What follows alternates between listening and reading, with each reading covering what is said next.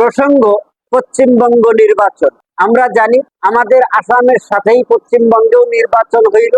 তো এই নির্বাচনে পশ্চিমবঙ্গে টিএমসির পরাজয়, কিভাবে টিএমসির পরাজয় হইল এই বিষয়ে আমরা একটু আলোচনা করার চেষ্টা করব ইনশাআল্লাহ। টিএমসি পরাজয় হওয়ার মূল কারণ হইল কিছুগুলো মুসলমান গাদ্দার নেতা, যাদেরকে টিএমসি থেকে গাদ্দারি করার কারণে টিএমসি দল থেকে যাদেরকে বহিষ্কার করা হয়েছিল, তারা দল খুলে নিয়ে বসে মুসলমানের ভোটগুলোকে বিভাজন করলো। শুধুমাত্র তাদেরকে দলের থেকে বাহির করে দেওয়ার ফলে তারা টিএমসির উপরে তারা প্রতিশোধ নিল। এইবার এই কথাটা চিন্তা করলো না যে আমার একার প্রতিশোধ নিতে গিয়ে লক্ষ লক্ষ মুসলমানদের কি হবে যদি বিজেপি ক্ষমতা আসে। এই কথাটা কিন্তু এই গাদ্দার নেতাগুলো চিন্তা ভাবনা কিছুই করলো না। তো সুতরাং এক নম্বরে গাদ্দারি করেছে মুসলমান কিছুগুলো নেতা, গাদ্দারি করে বিজেপির সাথে সাথ দিয়ে মুসলমানের ভোটকে বিভাজন করে বিজেপিকে ক্ষমতায় আসার সুযোগ দিলেন। টিএমসির সাথে তারা বদলা নিয়ে টিএমসি কে গাদিচ্যুত করলেন অথবা মমতা ব্যানার্জিকে গাদিচ্যুত করলেন। দ্বিতীয় নাম্বার, গাদ্দার যদি বলা হয় কংগ্রেসকেও সেখানে গাদ্দার বলা হবে, কারণ কংগ্রেসের একটা ভিটি সেখানে ছিল না। সেই জায়গাতে কংগ্রেসে সমস্ত সিটগুলোতেই প্রার্থী খাড়া করায় এইবার সমস্ত সিটগুলোতেই কিছু কিছু ভোট টেনে একটা সিটেও কংগ্রেস জিততে পারলো না। সুতরাং শুধুমাত্র হারাইলো কাকে? টিএমসি কে। টিএমসির নেতা নেত্রীদেরকে তারা হারানোর যে কাজটা কংগ্রেসে করেছে, এই কাজটা ফুলফিল্লি হিসাবে কংগ্রেসে শুধুমাত্র টিএমসি কে হারানোর জন্যই এই কাজগুলো করেছে। তো সুতরাং কথা হইল যে এখানে গাদ্দার দুইটাকেই বলতে হবে। কিছুগুলো মুসলিম নেতা যারা বিজেপির কাছ থেকে টাকা নিয়ে তাদের নিজের মুনাফা আদা করলো।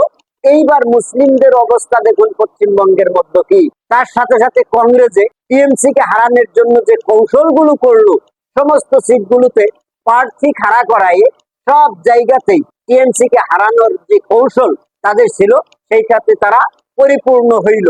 তো এইবার আমরা কংগ্রেসকে যতই সেকুলার ভাবি, কিন্তু তারা কোনটাই নেই মুসলমানের কথা ভাবে না। তারাও ভালো করে জানে যে সমস্ত সিটগুলোতে যদি আমরা প্রার্থী দেই তাহলে সব সিটগুলোতেই মমতা ব্যানার্জি হেরে যাবে। আর মমতা ব্যানার্জি হারা মানে কি? বিজেপি ক্ষমতাতে আসবে। বিজেপি ক্ষমতাতে আসলে মুসলমানের উপরে অত্যাচার হবে। এই কথাটা কংগ্রেসেও ভালো মতোই জানে।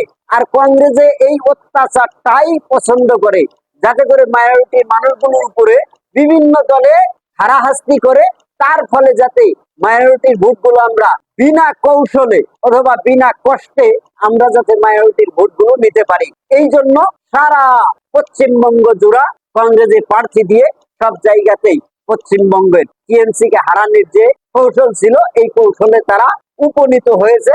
এইবার বিজেপি ক্ষমতাতে আসলো, আসার পর দেখেন আসতেই পারে নাই, মুসলমানদের বিভিন্ন দোকানপাট ভাঙচুর, মুসলমানের বাড়িতে যে আক্রমণ, বিভিন্ন জায়গাতে মুসলমানকে আক্রমণ করছে। এর জন্য দায়ী এখন কে হবে? এই গাদ্দার নেতাগুলো হবে না কংগ্রেস হবে? কে হবে? সুতরাং এই গাদ্দার নেতাগুলোর জন্য আজকে সারা ভারতবর্ষে মুসলমানদের উপরে নির্যাতন আর নির্যাতন চলছে। সুতরাং তার মধ্য থেকে বলতে গেলে কংগ্রেস এক নম্বরে থাকবে, কারণ কংগ্রেসের বর্তমান সময়ে কোনো জায়গাতেই ভিটি নাই। ভিটি না থাকা একটা দল সমস্ত রাজ্যতেই ইলেকশন করে।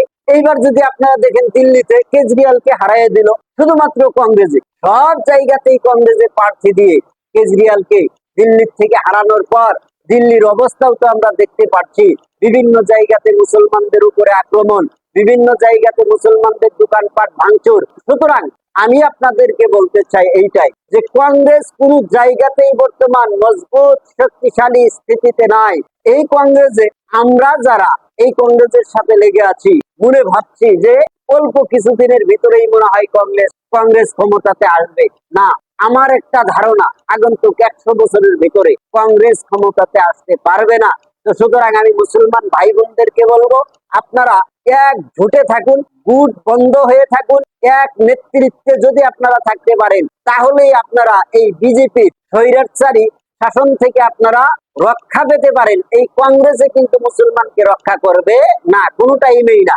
কংগ্রেস সব টাইমেই চায় যে মুসলমানের উপরে হারাহাস্তি চলুক, অন্য অন্য দল অন্য অন্য পার্টির মানুষে তাদের উপরে হারাহাস্তি করুক, আর আমরা তাদের সাথে ভালো মিল দিয়ে যাতে করে তাদের ভোটগুলো আমরা নিতে পারি, এই কৌশল তারা গ্রহণ করে আজকে দেখুন তার জল জল পথ পথ করে বাহির হয়ে আসছে। আসামের মধ্যে যে নির্বাচন হইল, এই আসামের নির্বাচনে ইউডিএফ মুসলমানের হকে কথা বলা একটা দল ছিল, সেই দলকে কংগ্রেসে বিজেপির সাথে ফাট না করে ইউডিএফ এর সাথে ফাট করে, ইউডিএফ কে অ্যালায়েন্সের ভিতরে না নিয়ে ইউডিএফ এর সাথে ফাট করে আজকে ইউডিএফ কে আসাম থেকে বিতাড়িত করে দেওয়ার পথে কংগ্রেস এসেছে। কারণ কংগ্রেস জানে যে এই ইউডিএফ যদি থাকে তাহলে বিভিন্ন জায়গাতে বিভিন্ন সময়ে মুসলমানের হকে তারা মাত মাতবে, আর যদি তারা মুসলমানের হকে মাত মাতে তাহলে তাদের ভোটগুলো তো আর আমরা নিতে পারবো না। সুতরাং তাদের ভোটগুলো, মুসলমানের ভোটগুলো ইউডিএফ এ পড়বে। তো সুতরাং এইবার সেই জন্য গৌরব গগৈয়ের নেতৃত্বে আসামে বিজেপির সাথে ফাট না করে এআইইউডিএফ এর সাথে তারা ফাট করলো। এইভাবেই পশ্চিমবঙ্গেও যদি দেখুন বিজেপির সাথে কংগ্রেস ফাট না করে টিএমসির সাথে ফাট করে আজকে টিএমসি কে এই পশ্চিমবঙ্গ থেকে বিতাড়িত করলো। এইবার পশ্চিমবঙ্গ থেকে বিতাড়িত করাই নয়, এইবার দেখেন এই যে লক্ষ লক্ষ মুসলমান পশ্চিমবঙ্গের মধ্যে বসবাস করে, এই মুসলমানের দায়িত্ব এখন কে নেবে? এদের অভিভাবক এখন কে হবে?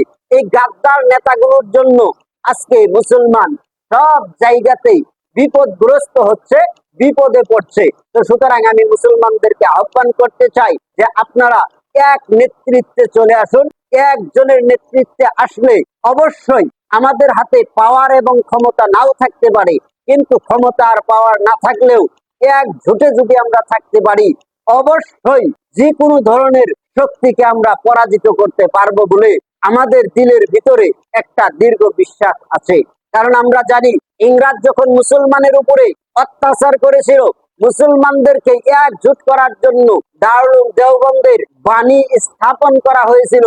আর দারুল দেওবন্দের নেতৃত্বে সমস্ত মুসলমান এক নেতৃত্বের বলে ভারতকে স্বাধীন করার জন্য যা কৌশল করা দরকার ছিল তারা করেছিল। তো সুতরাং আমি মুসলমান ভাই এবং বোনেদেরকে আহ্বান করব, আপনারা একজনের নেতৃত্বে চলে আসুন, এক গুটের মধ্যে চলে আসুন। এক গুটে যদি আমরা থাকতে পারি তাহলে অবশ্যই অবশ্যই যত ধরনের খারাপ শক্তি হোক না কেন আমরা সেই শক্তির সাথে লড়াই করে মোকাবেলা করে আমরা কিন্তু বিজয়ীর হাসি কিন্তু হাসতে পারবো। তো আজকে এখানেই শেষ করলাম।